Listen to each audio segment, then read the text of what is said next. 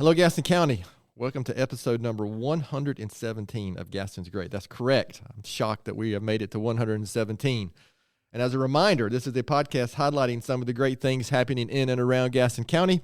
I'm your host, Stephen Long, and we're coming to you once again from the international headquarters of GSM Services right here in downtown Gastonia. We have another great episode today, and one that I have been looking forward to for a very long time. I am thrilled and honored to have Barbara Voorhees on the podcast today, and looking forward to hearing all she has done by serving others. So, Barbara, it's great to have you on, and welcome to the podcast. Thank you very much, Stephen. So before I ask the first question, I'm going to just say something. Barbara, I've been fortunate to know who I used to call Mrs. Voorhees forever. That was the one thing that was difficult about Rotary. Yes. When I first joined Rotary, believe it or not, it's been 22, almost 23 years now. Wow. The whole thing about calling people by their first name in Rotary, I was like, ooh, I don't know if I can do that. I mean, if you think about 22 years ago, the people that I joined when, and you were one of them, but I have gotten over that and call you Barbara now, which is just odd to me. But, Barbara is, she might not even know this. I don't know if I've ever told her directly, but is a mentor of mine, somebody that I just look up to and consider. And I'll get into, maybe if we have time, I'll get into a little more of that before we finish. And there's a couple specific things that I'd like to talk about related to that. But also, Barbara has so much to share, and she's such a unique individual, an interesting individual, and has done so much for our community. So we're going to get right to it after that personal indulgence.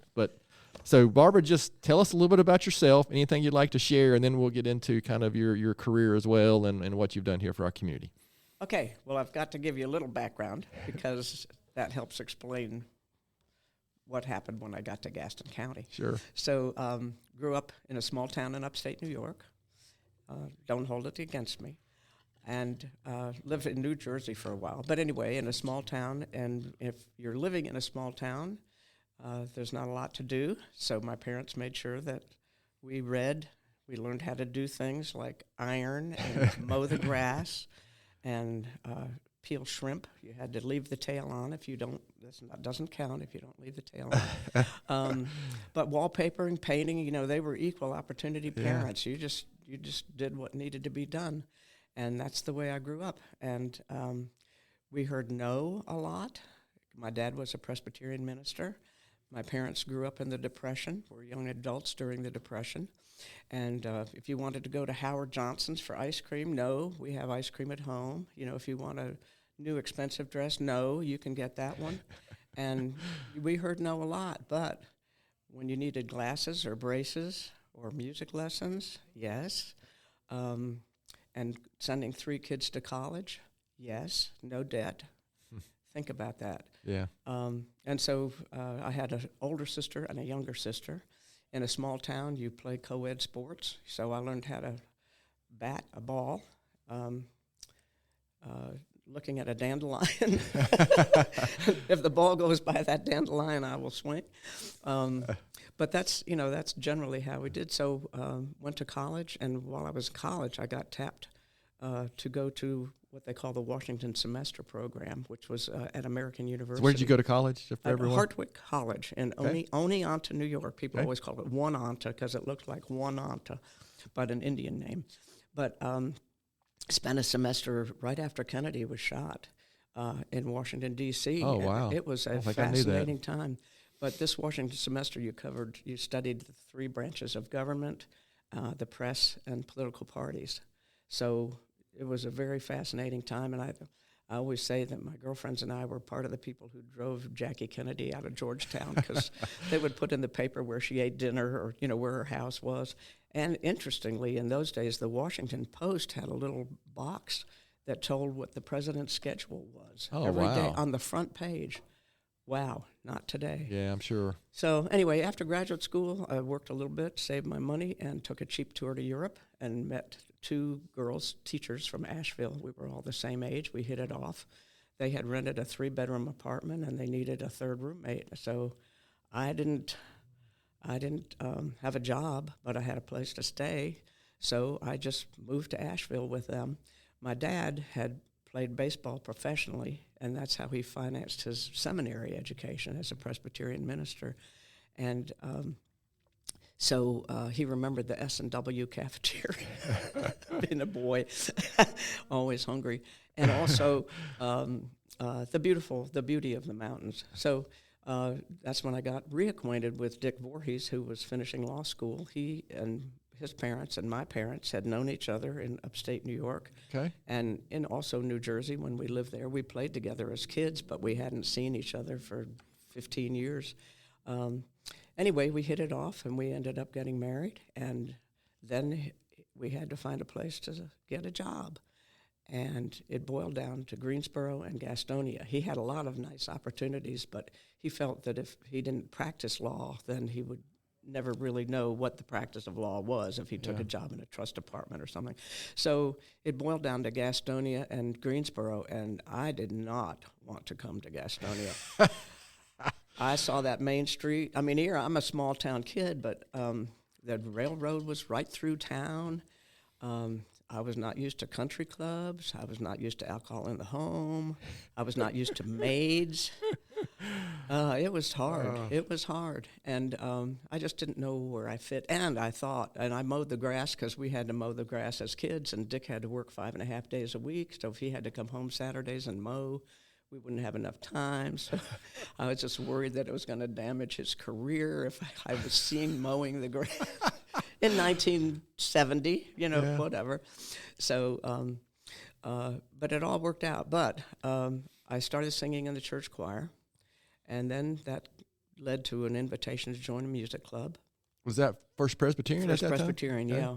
And I'll tell you, I didn't particularly care for First Presbyterian because the architecture was so modern. I was used to like colonial First Methodist, but anyway, I got over that too. I got over a lot of things. But that led to Gaston Music Education Foundation, and then it led to an invitation to join the Junior League. And I've got to put a plug in because that really focused me and began giving me a sense of belonging in Gaston County. Because the whole purpose of the league was to train volunteers to become effective volunteers in the community. And so the experiences that I had there, I had never heard of a 501c3 before the Junior League, but working on committees and then feeding into the board of directors and just that experience. And having experiences in different phases of the league really, really launched me. So I just decided I wanted to make the community better. So, okay, I covered a lot there. So this is how long after getting married did you kind of start getting involved in some of that, let's say the Junior League or some of that early? 2 or 3 years because the kids were little. I mean, they were little, and I didn't have a maid, which ended up being babysitters, I think, half the time. Yeah. And so it wasn't really until Martha started 3-year-old preschool at First Methodist that I got to know people my age who were more like me, maybe. Yeah, and but everybody was. I need to add that everybody was very gracious and very cordial and very nice. It was just me. So it's interesting you say you said preschool at First Methodist. I was actually at preschool at First Presbyterian. Were you really? Yeah. I remember meeting my best buddy was Todd Thomas. Who? Todd Thomas of Shrimp Boat. Yes. Yes. Okay. Yes. So, okay. That was probably my first real friend that I hung out with a lot. But but another quick connection before we jump in here is we talked about it beforehand, and it's become legendary famous now. Is the carpool to Sherwood Elementary that included the Longs, the Voorhees, the Schultz, and the McSwains. Correct. Correct. And I knew it. There's that picture I was talking about beforehand. It's kind of blurry. Beforehand, Naomi. There's this great picture back in the day. But, man, looking back, what a great carpool. So that was my, so that is where I originally got to know Barbara as somebody on the list who could discipline me at any moment as needed. Really? You were afraid of me, were you? I don't want to say afraid, but we had, Jan and I, hey, we have the list, like, not now because my kids are older, but Kurt would be on that list, right? Of seeing my kids out of hand, out of order. You have the authority to. Can you pick out Joel and I on that picture? I'm guessing this is Joel. Yeah. Think NC State. Yeah. There he is. What? You have blonde hair? Yeah. What do you mean I have blonde hair? Jeez. I love that everybody's doing the peace. How about those socks though? Yeah. I love it. I mean, can you show it up to the? I don't know if you can. That's not exactly. Maybe we can share that. Maybe we can. I've got actually. I think Janet has a better copy of that. We can probably Yeah, share it in the show notes. Maybe. Well, I can. That's embarrassing. I can't believe I just said that.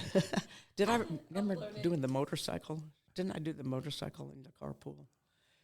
My husband rides motorcycles, and so I do you go, Oh yeah. Yeah, back in the day, we're talking about back in the day when we would sit in the back of the what I call now the Griswold mobile, some of us facing backwards, facing toward the rear. Things you just couldn't do now. But man, it was so great. Listen, and I'm still friends with many of those people and know them and know their families. So it's just. Back in, that was just a great experience growing up in our neighborhood and all that. So I want to just point that out as that connection You as brought well. it up. I was going to bring it up at some point. So, But 2 mechanical engineers out of there, 2 police officers, a nonprofit person, a granite and tile guy, a famous guitar maker. Yes. Personal on the West Coast. I mean, so yeah, just a great experience, and boy, we had it going on with that fashion too, didn't we? Whew. But that would have been what? When would Joel have been in 6th grade? That would have been 76-ish. What age are you? 11 or 12 in 6th grade? Or is that? Well, Gavin's 12 in 7th grade. So yeah, it would have been 76 11. or 77. Yeah. Yeah. Cute kids. So yeah. Nice boys. Good parents. Back when NC State had a good basketball team. Well. In between national championships. So, yeah, Naomi, you got to watch this. Next thing you know, it'll be 4:00, and Yeah, I know. Barbara and I'll still be talking. So, cause you kind of touched on that beginning time of the community involvement, and I'm not going to let you get by without making sure we touch on some of this. But then, where did that lead? Okay, so something is. Was there somebody, I like asking, this is a question I don't think I've ever asked, was there some event or some individual, or did you just feel like there's something else you wanted to do more for the community, and then what all did you get involved with? I just always have felt like I'm a drifter. Okay. I just drifted but I had opportunities, but any opportunity I had, if I accepted it, I tried to be responsible. I tried to do my homework, make a contribution, try to make the organization better. So then I'd get asked to do something else. Yeah. So at this point, I would say it would Benny Jo Howe and Ruth Day Dixon, if you knew them. Okay. Well, Benny Jo was neighborhood. Wonderful, wonderful ladies. Ruth Day's husband ended up serving in the legislature. Okay. But they were my early friends and mentors. But then I kind of got out of the music realm and was asked I had been involved in Republican door-to-door politics back when you could stick Republicans in a phone booth, is what they said. And so I ended up being a precinct judge at Sherwood, and that was fun with Connie Gibbons. And, if there was a new voter, we'd make a crown, or when you're bored in the summer with a primary runoff, when 12 people voted, we'd give an award for the best legs hanging down the curtain, the guy with... stuff like that. You have to do what you have to do. But at any rate, ended up being on the Board of Elections, which only had 3 people at the time. And that was interesting because on Election Day, we had to check polling places, and there, I forget, 50 polling places, and the 3 of us would split up where we went. And so that got me out into the county and seeing stuff, which later helped me at United Way, having been out in the county. And then Gaston Community Action, I said yes to that board because I couldn't get anybody to say yes to it. And I learned a lot there because a third of that board is elected officials. A third of it is community people like me, and a third of it was consumers, the people who were served. So I learned a lot about a different part of life in Gaston County, Right. and that was helpful. And then I got on the DSS board, and I was shocked, Department of Social Services, because there were only 5 members on that board, and you would think that huge budget, what if 5 people do? But one of the decisions we made was to locate the new department building on across from the courthouse on Long Avenue and Martin Luther King Boulevard. So good, bad, or indifferent. I don't think the people like hiking up that horrible hill, but the county and city had swapped the land. So it kind of kept me in the social services area. And I was just thinking back that in 9th grade I took a test. And you did a preference test. Yeah. And it was social worker. Huh. And it was interesting because I never became a social worker, but I've been involved in social services. So Sure. anyway, that takes us up maybe to the early 80s. Okay. So So what took you from there? I'm going to go ahead. I'm going to take the opportunity here to read off some of this stuff. This is a proclamation from 2017 from the city of Gastonia, but I'm not going to read the whole thing, but I'm going to talk about some of the things she's involved with. Executive Director, most recently, probably, of the Carrie E. and Lena V.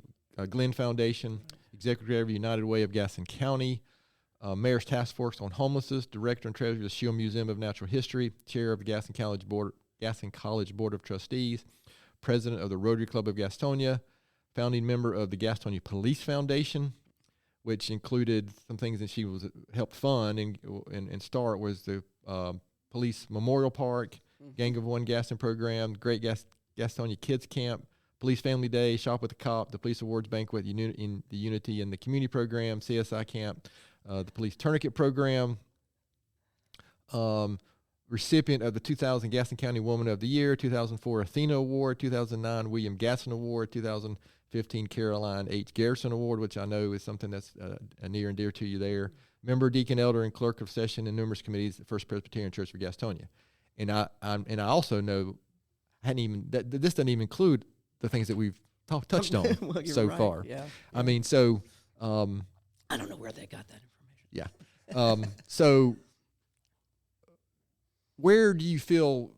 What led you to more recently going back? I think it was early '90s with the United Way. What kind of took you from social? Well, it's all social service related, really, community, the things that you were involved with. But what took you from that mid '80s to 7 or 8, 9 years later to the Executive Director of United Way? Well, through my volunteer work, you get to know people. Yep. And I was non-paid, and I can say that. I mean, money really wasn't important to me because my family said, taught me, or you learn that it's what you do, it's not what you have necessarily. So Caroline Garrison became my mentor. Yeah. And we had known each other through church and music. We weren't in the same music clubs, but we know each other. And so in the early 80s, they had started the United Arts and Science Council, brand new organization, and I was hired as the part-time executive director. Caroline was on the search committee.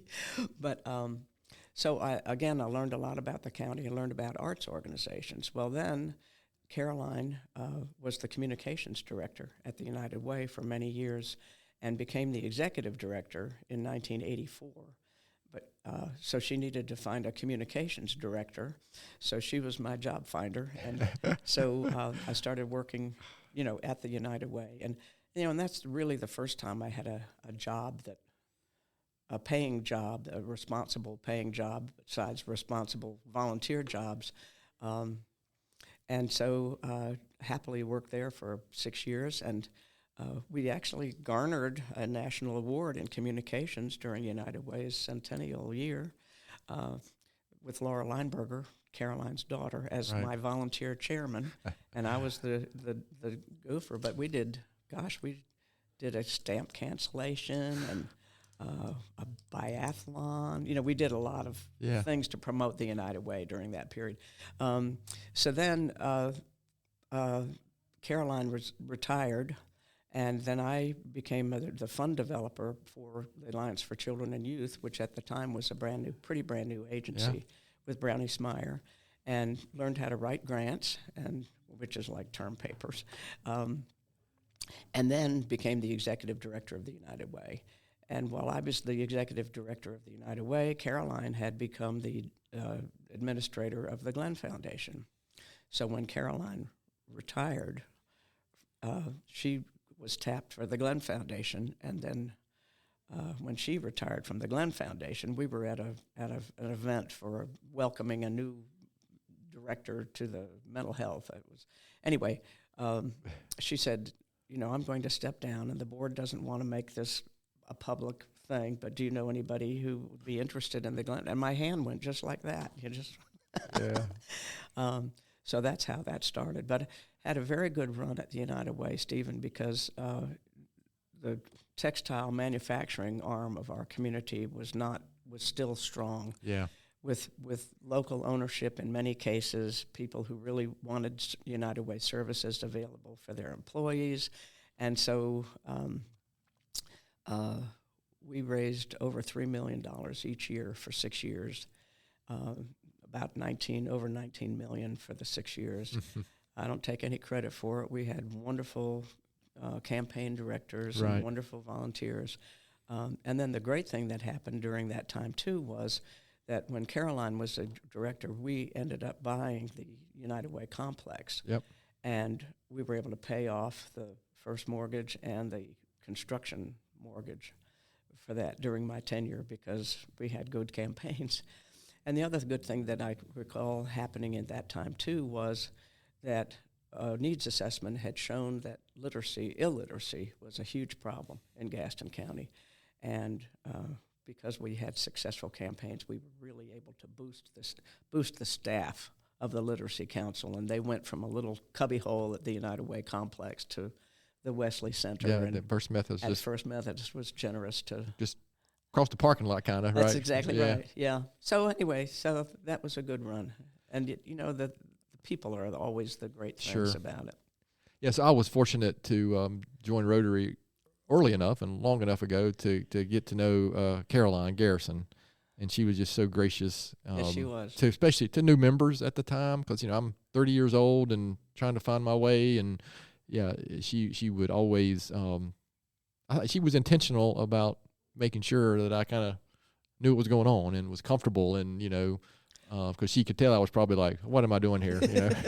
Yeah, because that was historically, the old man's club. Yes. Because women were not allowed in Rotary until 88 or 89. 89, yeah. Because I remember when I do orientation now, I talk about, women weren't in Rotary until I was a freshman in college, which is just weird. That's weird to say, isn't it? It took a lawsuit for women to become members. Yeah, I mean, that's whatever. But, Rotary got wise eventually, right?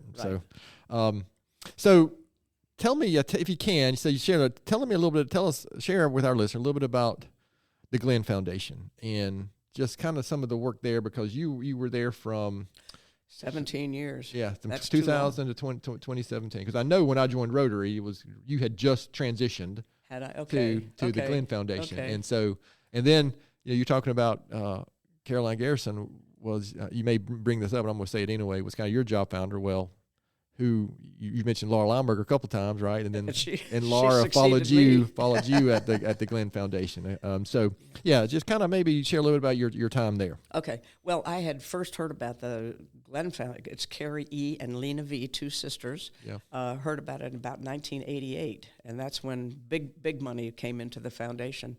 And when I inquired who were Carrie and Lena, because the foundation was founded with $3 million. Carrie, a school teacher, Lena, a librarian, and how in the world, and that would be like $8 million today. So how in the world did they save enough money to do that? So that curiosity, that was one thing that made me excited about joining the Glenn Foundation. But the other thing that made me excited was that they had all the records intact, all the minutes, all the grant applications, whether they were funded or not, all the financial records, everything was pristine. So for a history major like I was, that was fun. So, but anyway,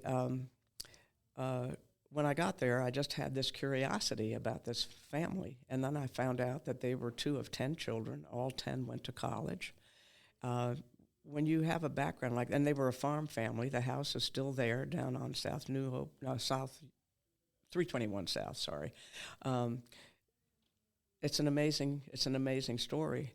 And I kept thinking someday somebody would write about this family. So every time somebody would call me, like Roy Short, who lived next door to the sisters when they were adults, who would say, you know, they would come over and use our telephone because they wouldn't pay for a telephone. Or Frank Matthews, who lived across the street, who'd say how his family would laugh when the sisters would walk across the street to watch television, a special television program, because they didn't buy a television. I would just make little notes and jot it down. But the Glenn Foundation was a wonderful opportunity because it kind of combined my Arts Council agencies with human service agencies. And so you really get to know the community when you work at it because of who applies. So we did some wonderful things. Well, I'm just thinking, it wasn't wonderful at the time, but we've helped fund the Whitewater Center. Gave a loan that became a gift for a small foundation like the Glenn Foundation. That was a challenge, but the board felt that in the long run, the economic boost impact it would give, over long term, long term would be worth it. But Martha Rivers Park, we funded concerts, we funded school initiatives. For the 40th anniversary of the Glenn Foundation, we honored all of the recipients, over, I think, 160 recipients of services at that time, with a party. And because Carrie was a teacher and Lena was a librarian, gave a gift of $5,000 to each of the middle school libraries. Yeah.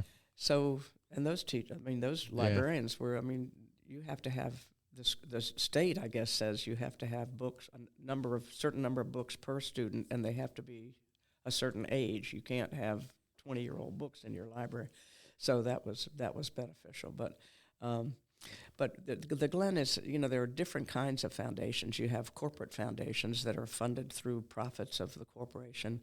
A big one that came up during my tenure were health conversion foundations, where hospitals were being sold. And you'd have all this money, and they would create a hospital-oriented foundation, like Sisters of Mercy in Charlotte.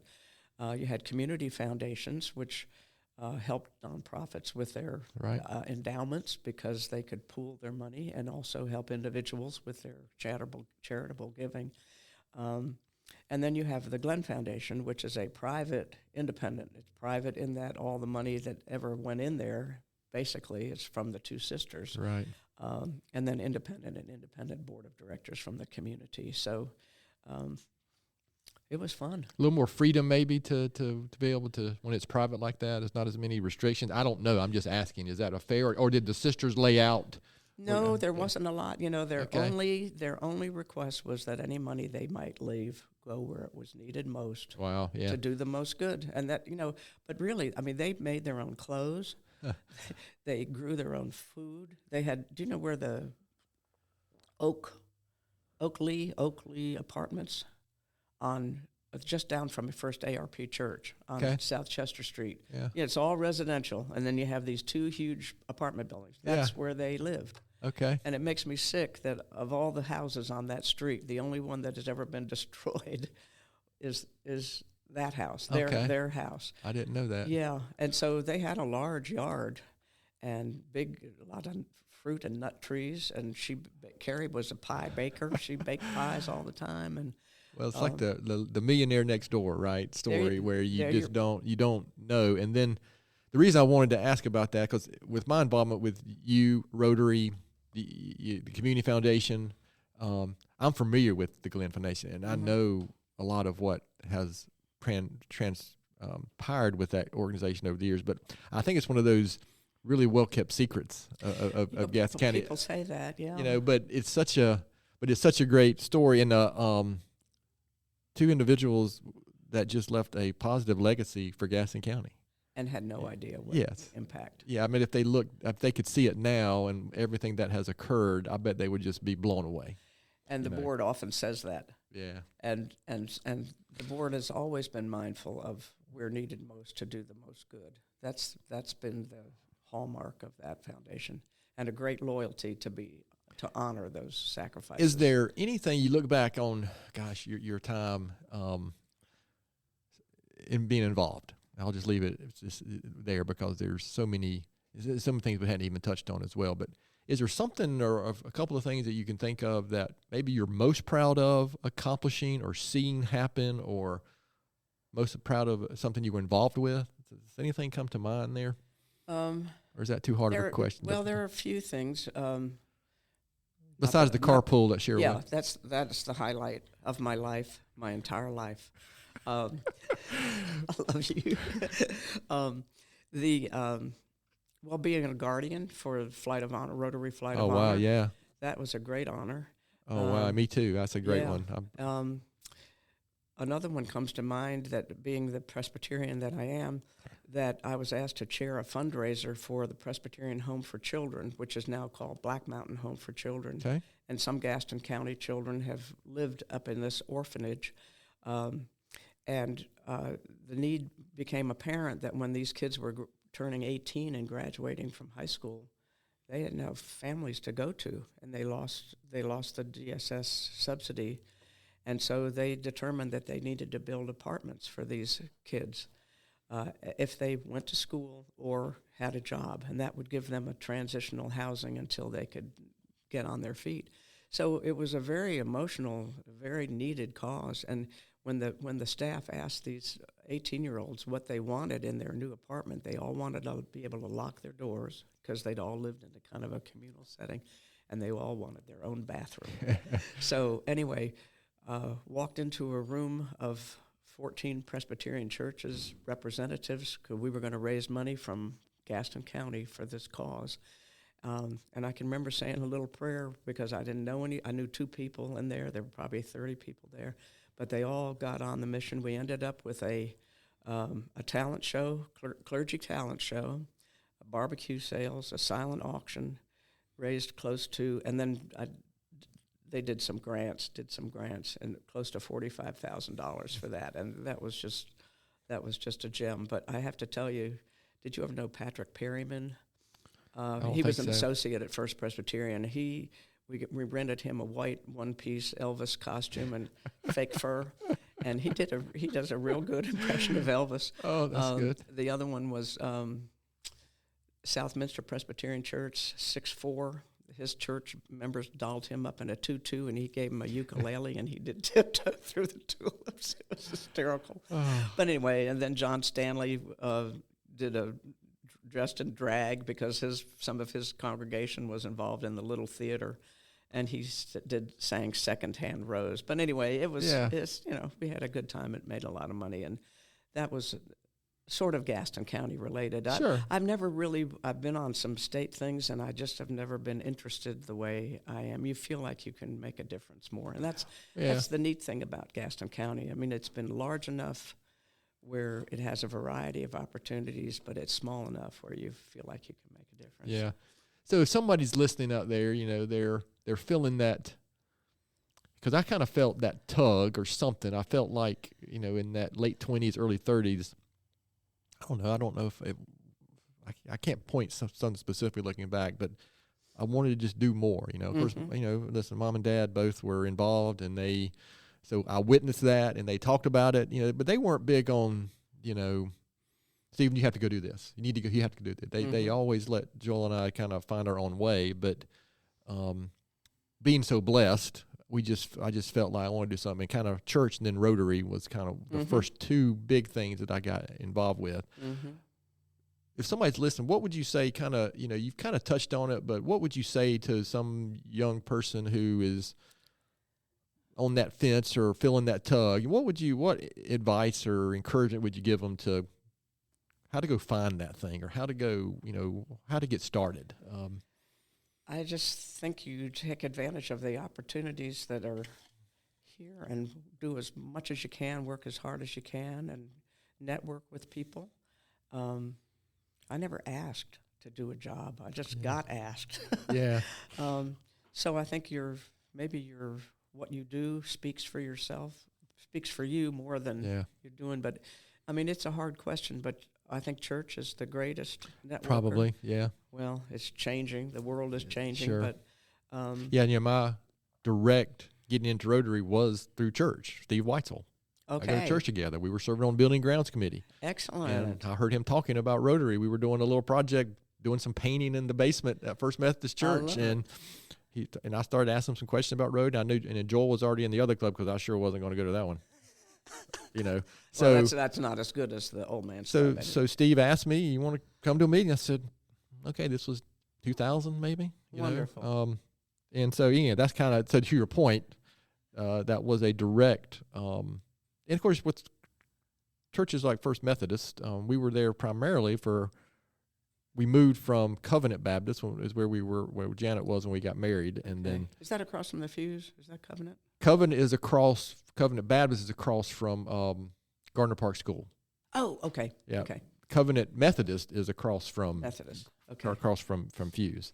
But when we were going to have our first child, we wanted to find a strong youth program, and that's what led us to First Method, which is great. And we're a few months from being out of the youth program at First Methodist with getting ready to have our last graduate high school. But so man, time goes by quick, doesn't it? So I felt that kind of tug and looking for something. And to your point, church is a good example of where that can lead if you're paying attention, and you're listening. So many things are about timing and serendipitous timing, and all kinds of strange things can happen. Just networking, getting to know people, and just painting a room. Yeah, with Steve Weitzel, absolutely. My buddy from the Rotary restrooms. All right. So we're gonna. There's a couple things I want to finish with, and then we're going to make sure we give you the last word, of course. But we do shift gears occasionally. But before we do that, is there anything I haven't asked, or anything that you wanted to make sure, or a point you wanted to make sure you got across? It seems like every episode I always think of a question I didn't ask, and that's just the way it is, Right. Especially when you're not a professional. But after 117, you're becoming a professional. Well, I work with a professional over here. Well, one thing I just was thinking about when we were talking to Rotary is the Rotary Pavilion. Sure. And I was on that committee. Melinda Lowry was the chairman. It got to the point, there were a lot of naysayers about it because they said it was going to be dropped in the middle of an asphalt parking lot. Downtown was dead. Why did you want to build something new? And that was the whole idea, was to get something new downtown to be a focal point, and maybe downtown would change. And that was 2005, and it only takes close to 20 years, but downtown is definitely changing. Oh, sure it has. But I was charged with bricks, and my children started saying bricks was a 4-letter word because that's all I talked about. Well, you know what? I have our family has a brick, and the company has a brick down there. Yeah. Because I was already a member of the club when that was, but I was still, trying to find my way in the club, so I wasn't involved a whole lot on big stuff like that. But you're a working guy too, and that's fair enough. Yeah, fair enough. And Glenn Foundation was a part-time job, so you work part-time, you get paid part-time, but you think about it full-time. But so I had more freedom to do stuff. But Tory Bourne helped proof the brick inscriptions, and there was no error. So that's good. But anyway, so that's been a landmark, and then the city came along and put grass and put brick sculpture, and little by little. I mean, listen, there's something happening down there pretty much every week. That's right, and it's new. And if you leave the Fuse and drive on Main Street, it is so much fun at night. Yeah, no question. Lights and activity. Well, we like to shift gears here. I've got this serious questions. These serious Gaston County questions. I'm going to call this, I make up a name every week. This is going to be the Sherwood Carpool speed round of questions. Okay. And I need to tell you, my husband has always called me a contrarian. So I'm just throwing that out there. Okay. We don't care about that. Okay. So, first question. Favorite Tony's ice cream flavor? Absolutely chocolate milkshake. I'm with you. I knew it. Yes, sir. Sundrop or Cheerwine? Pepsi, but it was in North Carolina. Founded in You North sound like Carolina. my son, Alex. That's exactly what he would say. You know, I and just- he I got that. He got that from my dad. My dad was a Pepsi guy. Well, I don't like cherry flavors, and you always hear about all the caffeine in Sundrop, so I just never. Yeah, I don't think either one of them very much any often. Favorite outdoor activity in Gaston County or favorite park? It was mowing grass for a long. Then Dick retired and took it over, took me off, but I like Martha Rivers. Yeah, you know, that's and great. The Yeah. Glenn Foundation had a hand in that playground, but I also like Yeah, Rankin Lake. our kids have some Yeah. handprints out there. Yes. Okay. Yeah. Okay. Yeah. So But you know, yeah, I've that's- had some knee replacements, and so I'm not as active outdoors as I have been in the past. but your point about cutting grass, I still cut my grass. It's great. Dick changes the oil in his car still. Oh well, Do no, that? I have No? to admit I don't do that. But yeah, growing up, it was cutting grass and washing cars like on the weekend before I could go do anything. Yeah. Man, but- we've spoiled our kids. Man, and Jeez. with me, it was raking leaves. You couldn't go to the football game until Mhm. high school football until you raked the leaves. That's so funny. All right, this is Okay. super important, and I'm not going to add in an extra one like I think you might want me to. But UNC Duke or NC State? See, this is a problem because Dick went to UNC Law School. His brother went to Duke, but since you went to NC State, hands down, NC State. Oh, I knew it. I'm glad you didn't try to throw Appalachian in there No, for somebody we know. no, somebody. Yeah. So, what is something very few people know about you? Well, Everybody I knows can- you're I a can- Yankee now, so we Yeah. can't keep that. I can throw a baseball like a boy. There were 3 girls. I mean, I don't think doubt about that. Think about all those years ago when girls just threw like that, but we know how. Donated over 10 gallons to the of blood to American Red Cross. Holy moly! Once upon a time played the piano, cello, and clarinet. Good gracious, I didn't Yeah. know that one. Yeah. Wow. Yeah, and it was funny because the cello I took up as a sophomore in high school. We had public school lessons. It was the Rockefeller era in New York State, so there was a lot of money for schools. But you didn't have to take, as a senior, you didn't have to take lessons. So like a year and a half, I wasn't very good, but I played in a little string quartet with Benny Joe and Ruth Day. And I always played my best in noisy receptions where nobody could hear you. That's funny. So anyway, that'll do. How about a book or something you would recommend, a blog you follow, articles you've read, just something that you might share with our listeners?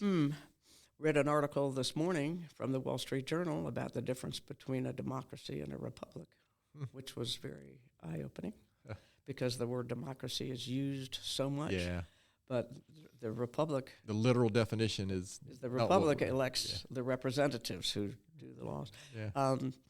But I've been reading A Year in Provence. It's a book my mother had, and it's very entertaining. Peter Mayle, I think is how you pronounce it. It's just an English couple that moves to France because Okay. they love it and they get involved in all these quirky people.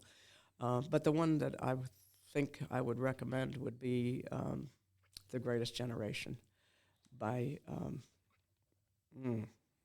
Tom Brokaw about World War II people. Gotcha. Yep. And it's just a series of essays about people who've come back from the war and wanted to make our community better.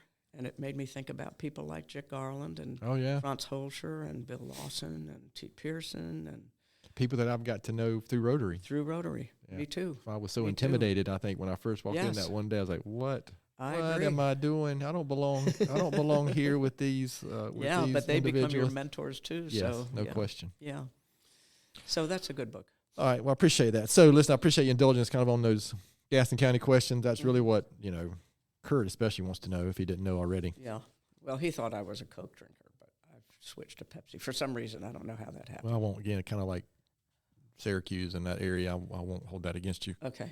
permanently. Okay. Appreciate that. So, remember this is a podcast about Gaston County, things that we enjoy and admire about Gaston County. And you've already shared a lot of reasons.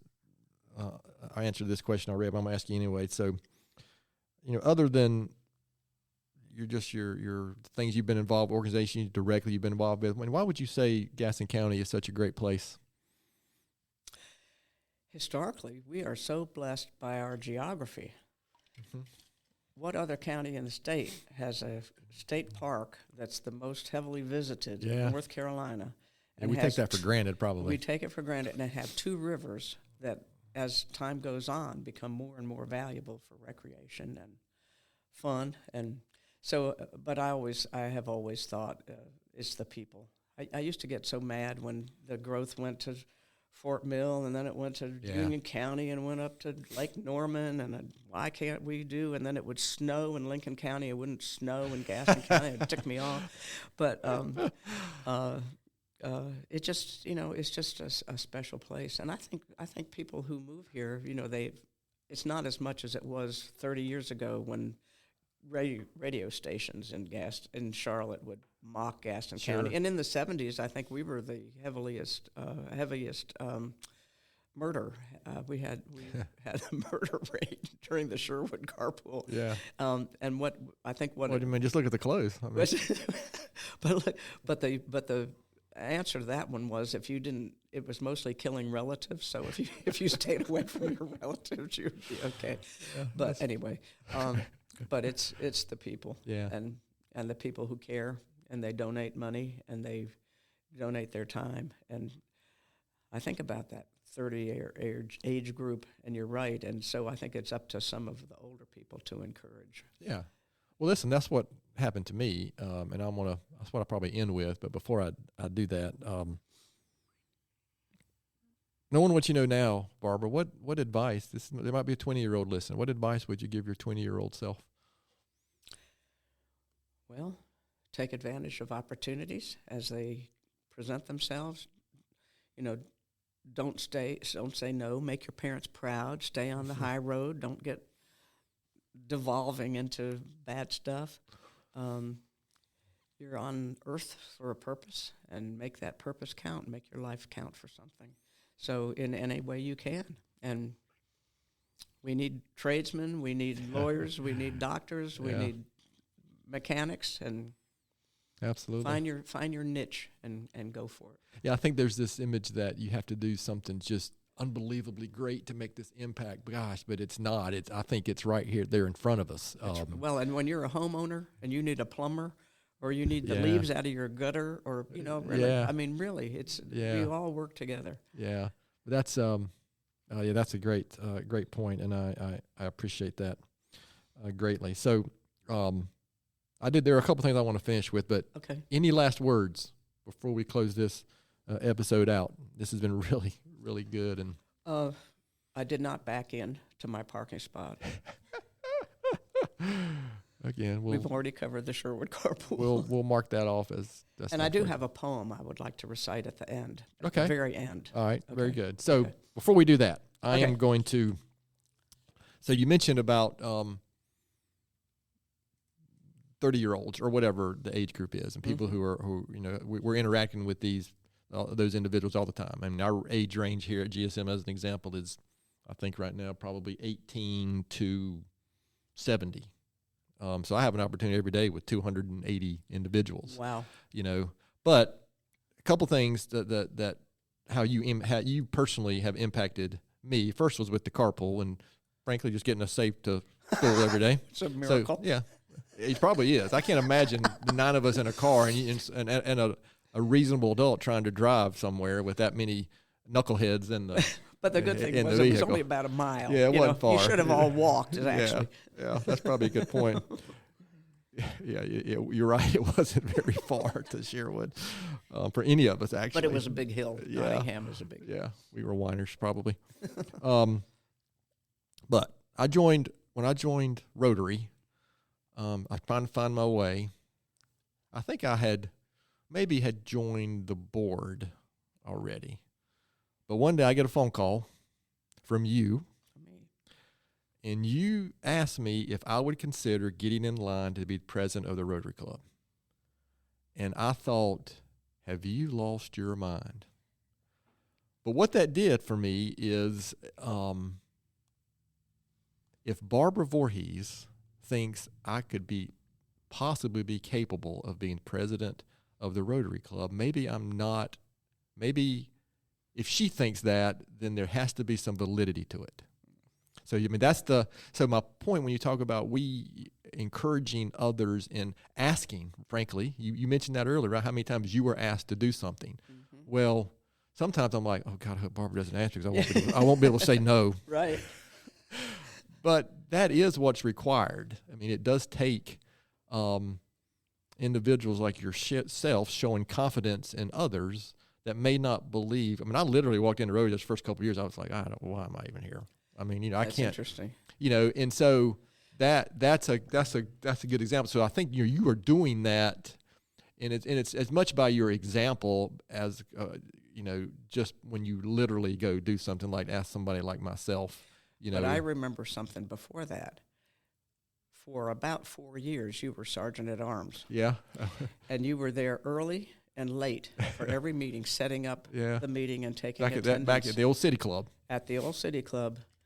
And as president, I had the honor of presenting a Paul Harris Fellow to somebody. And I decided you. He was an unsung. I remember that clearly, yes. And we sneaked your parents and Joel in. And Joel wrote a wonderful letter about how you were developing the residential side of GSM. Yeah. Wow. That's what I remember most. Yeah. So this is an example of why I wanted to have you on, and just, I'm just grateful for the few years of relationship. And the second part of that is, you've got two terrific kids, and one of them, great friends up through college, and then like so many things, you kind of get disconnected, right? You graduate, you go on, you live in your own life. He's also spent 30 years as a public servant. So that's proud of that. Yes, even though I was panicky, and I love my daughter-in-law because she married a police officer. Yes, I don't know that I could ever marry a police officer, but. Gosh, now 9 or 10 years ago now, Kurt and I reconnected, and he is, I consider him as good a friend as I've ever had. And we, he's somebody I share anything with, and just, and then related to that is another thing that you were involved with. One of the greatest honors of my life was when you asked me to introduce and present the Paul Harris Fellow to him. Yes, and that was a no-brainer. Well, again, but I was like, what? But again, it was but just. I mean, who would want his mother to present a? Well, he probably would, frankly. But anyway, I'm just saying that's 3 or 4 examples of the impact, direct impact. Not forget the indirect impacts of But my point there is too, when we're talking about all these things about Gaston County, about getting involved. We think it's typically not as big of things that we're doing just day to day do make an impact, and they can make an impact. And sometimes I've had people say to me just recently about a kid that I coached back at First Methodist, 10 years ago, something going on. I mean, just never know. Yeah, you never know. So before I get you to, because I will give you the very last word, but before I do that, I do a book recommendation and a thought for the week each episode, and then I'll let you finish with your poem. Okay. And I'm intentional. I try to be intentional based on the guest when I pick these the books, and it just happens to be luckily a book I just finished. I'm a big John Maxwell fan. I haven't read all of his books, but I just finished reading one of his called Leadership Gold, and it's just frankly, it's just how to be a better leader. And sometimes we associate leadership with some grand thing like Kurt leading the Charlotte Police Department or whatever. Right. But to me, it's more of the day-to-day stuff. I agree It's with the you. United Way and the Glenn Foundation and Rotary Club. I mean, that's really where the day-to-day impact comes and happens. And my thought, I was very intentional with this one too. Matter of fact, if anybody follows me on social media, I typically share 2 things a week. Mm-hmm. On Monday mornings, I share a thought for the week. And then typically I will share the links to this episode, the podcast on Thursday or Fridays. And the one I shared this past Monday, I was intentional because I knew you were coming on. And it was from Kenneth Langone, who is one of the founders of Home Depot. And he said the 2 most powerful things in existence, a kind word and a thoughtful gesture. So I was just scanning quotes thinking, okay, what comes across? I was looking for leadership and service, but ultimately that struck me as Barbara Voorhees, right there. Well, I appreciate that. So that's why, again, I was intentional about picking that one this week. So with that said, Thank you. I will give you the last word, and I'm sure this is going to be a poem about how great NC State is. This is a poem that was written by Jenny Stoltz and the Divas. And because I've had a cold, I can't sing it. But you may hum along because you will recognize the melody. I think our listeners may be grateful that. Are you ready? I am. God blessed Gaston County, land that I love. Stand beside her and guide her through the night with a light from above. From Crowder's Mountain to the fish camps, to the South Fork white with foam. God bless Gaston County, my home, sweet home. Oh, wow. I wasn't sure what I was going to get there. Well, not much. But it was better. I've come a long way. It was much better than I expected. Something we didn't touch on much is also Barbara's terrific sense of humor. And I get to see it in Rotary on occasion. It's just Sick. wonderful. And she dialed that down a little bit today, maybe. But wow, that was terrific. So, Barbara, I can't thank you for your time enough for your Stephen. time, and I can't thank you again for the example you set and all the work. Again, we touched on a lot of it, but not everything that you've accomplished and done for our community. Another thing I thought about sharing, I'll go ahead and share it, is the Rotary motto, service above self. That's another thing that I think of when I think of you and why I was really I'm grateful that we persevered and got her on. It took a while, didn't it? She had all these excuses about surgery or something. Oh, geez. So again, thanks so much, Barbara. I'm looking forward to getting this episode released, which we're recording this on Wednesday, the 31st, and we're going to release it tomorrow. So it's going to be quick, February 1st. Okay. So to our listeners out there, as always, we sure appreciate you taking the time listening to today's episode. Please continue to spread the word if you can about the podcast. And please don't hesitate to contact us here at our email address, which is podcast@gastonsgreat.com. We are always looking for suggestions for future podcast topics and guests. You can find the podcast and subscribe at the website, gastonsgreat.com, or anywhere you listen to podcasts. Please follow us on all our social media platforms, and please give us a good 5-star rating. As Naomi says, it helps the podcast get noticed. Thanks again to Barbara Voorhees for being our guest today. Gaston's Great is produced and brought to you by Naomi Hunt and Amy Anderson from GSM Services. I'm your host, Stephen Long. Thanks again for hanging out with us, and keep coming back to hear more reasons why Gaston's great.